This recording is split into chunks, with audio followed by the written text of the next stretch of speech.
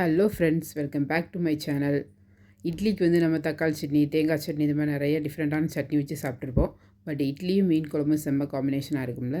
So அந்த மாதிரி இட்லிக்கான ஒரு மீன் குழம்பு சிம்பிளாக எப்படி வைக்கலாம் அப்படிங்கிறது இந்த வீடியோவில் பார்க்கலாம்.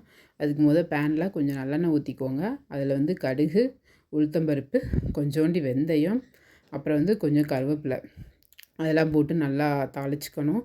ஸோ இதெல்லாம் நல்லா புரிஞ்சதுக்கப்புறம் பார்த்தீங்கன்னா, குட்டி குட்டியாக கட் பண்ண சின்ன வெங்காயம், மீன் குழம்புக்கு வந்து சின்ன வெங்காயம் போட்டால் தான் நல்லா டேஸ்ட்டாக இருக்கும்.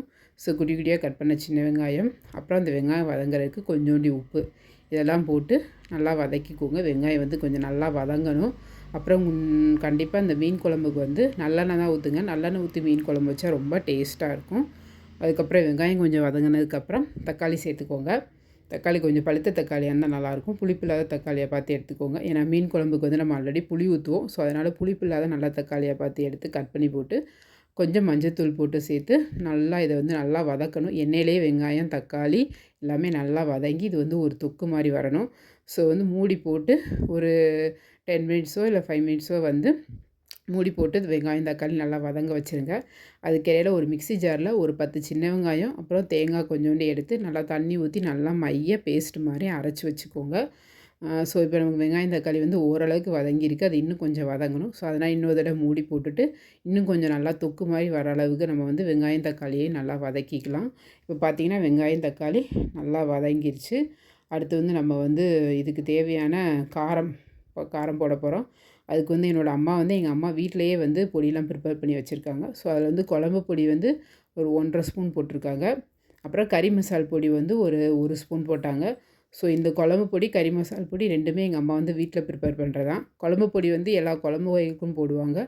கறி மசால் பொடி வந்து கறி குழம்பு வச்சா மட்டும் போடுவாங்க. ஸோ இந்த 2 பொடியும் தனித்தனியாக வந்து வீட்டிலே ப்ரிப்பேர் பண்ணி மிஷினில் கொடுத்து அரைச்சி வாங்கி வச்சுருக்காங்க. அந்த 2 பொடி தான் இப்போ யூஸ் பண்ணியிருக்காங்க. ஸோ இப்போ நம்ம அந்த பொடியெல்லாம் போட்டு அதோட பச்சை வாசனை போகிற வரைக்கும் நல்லா வெங்காயம், தக்காளி நம்ம போட்ட பொடியெல்லாம் சேர்த்து நல்லா பச்சை வாசனை போகிற வரைக்கும் நல்லா வதங்கினதுக்கு அப்புறமா நம்ம வந்து சின்ன வெங்காயம், தேங்காய் அரைச்சி வச்சுருந்தோம் இல்லையா? ஸோ அந்த அரைச்ச விழுதை போட்டு அதையும் சேர்த்து நல்லா வதக்கிக்கோங்க. அதுக்கப்புறம் வந்து தேவையான அளவு புளி தண்ணியை சேர்த்துக்கோங்க. உங்களுக்கு புளிப்பு எவ்வளோ தேவைப்படுமோ அந்த அளவுக்கு புளியை கரைச்சி அந்த புளி தண்ணியும் சேர்த்து, அப்புறம் மிக்ஸி ஜாரில் கொஞ்சம் தண்ணி ஊற்றி அலசி அந்த தண்ணியையும் சேர்த்துட்டு இதை நல்லா கொதிக்க வைக்கணும்.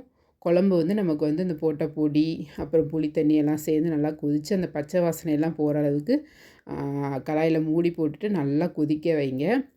இப்போ பார்த்தீங்கன்னா குழம்பு வந்து நல்லா கொதிச்சுக்கிட்டு இருக்குது. ஸோ இடையில வந்து திறந்து விட்டு இந்த மாதிரி கிளறி விட்டுக்கோங்க. கிளறி விட்டுட்டு இந்த டயத்தில் வந்து உப்பு, காரம் அதெல்லாம் உங்களுக்கு சரியாக இருக்கான்னு பார்த்துட்டு தேவைப்பட்டால் உப்போ, காரமோ நீங்கள் வந்து சேர்த்துக்கலாம்.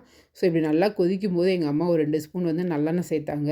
ஏன்னா குழம்பு இன்னும் கொஞ்சம் நல்லா டேஸ்ட்டாக இருக்குமா. ஸோ உங்களுக்கு தேவைப்பட்டால் இந்த ஸ்டேஜை நீங்கள் நல்லெண்ணெய் சேர்த்துட்டு குழம்பு நல்லா கொதிச்சதுக்கப்புறம் நம்ம கட் பண்ணி வச்ச ஃபிஷ் இருக்குது பார்த்திங்களா, அது வந்து குழம்புல போட்டுட்டு ஒரு மெதுவாக கிளறி விட்டுட்டு அப்படியே க்ளோஸ் பண்ணி வச்சுருங்க. மீன் வேகந்தடிக்கு நம்ம வெயிட் பண்ணணும். சைட் பை சைடு எங்கள் அம்மா இட்லியும் இந்த சைடு சுட சுட அவிச்சிட்ருந்தாங்க.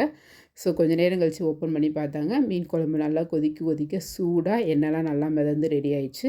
ஸோ நீங்களும் இந்த மாதிரி டேஸ்ட்டாக மீன் குழம்பு வச்சு சாப்பிடுங்க. என்னோடய சேனலை சப்ஸ்கிரைப் பண்ணுங்கள். தேங்க்ஸ் ஃபார் வாட்சிங். Bye friends.